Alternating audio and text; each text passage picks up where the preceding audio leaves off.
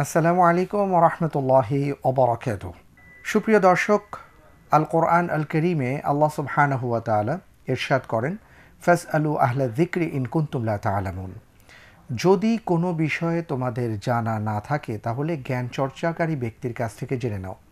আপনাদের প্রশ্নের উত্তর দেওয়ার জন্য আমাদের মাঝে উপস্থিত হয়েছেন বিশিষ্ট ইসলামী চিন্তাবিদ, শিক্ষাবিদ এবং গবেষক জনাব AQM আব্দুল হাকিম মাদানী। আসসালামু আলাইকুম ওয়া রাহমাতুল্লাহি ওয়া বারাকাতুহু। সেটা জানবো একটি টেলিফোনে প্রশ্ন নিয়ে।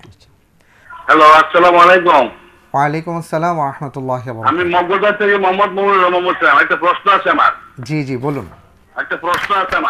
হ্যাঁ হ্যাঁ বলুন।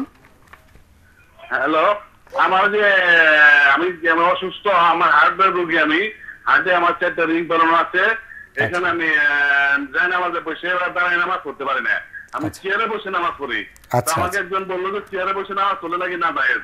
তো শব্দটা শোনার পর আমার খুব খারাপ লাগতেছে, খুবই খারাপ লাগছে যে না যায়, আমি চেয়ারে বসে নামাজ পড়ি, আমার জিনিসটা খারাপ লাগতেছে। আমি একটু জানতে চাই আমার নামাজ থেকে হবে কি হবে না। অনেক অনেক ধন্যবাদ আপনার প্রশ্নের জন্য। আর আমরা আপনাকে আশ্বস্ত করব ইনশাআল্লাহ তাআলা, মোহতারাম বলবেন। আর সবচেয়ে বড় কথা হলো যে আপনি অসুস্থ মানুষ, আপনি যেভাবে পারছেন আপনি ইবাদত করার চেষ্টা করছেন, আল্লাহ যেন কবুল করেন, আমিন। আমরা মোহতারামের কাছ থেকে শুনবো আর দোয়া করি আল্লাহ যেন আপনাকে সুস্থতা দান করে দেন, আমিন আমিন। চেয়ারে বসে নামাজ পড়েন, এখন শুনেছেন যে চেয়ারে বসে নামাজ পড়লে নাকি নামাজ হবে না। আসলে এটাও তো আমাদের নিজস্ব গবেষণা। আল্লাহ তাআলা বলছেন যে আল্লাযীনা ইয়াযকুরুনাল্লাহা কিয়ামান ওয়া কুউদান ওয়া আলা জুনুবিহিম। এর অর্থ হলো দাঁড়িয়ে তুমি যেভাবে তোমার সামর্থ্য হয় সেভাবেই পড়ো।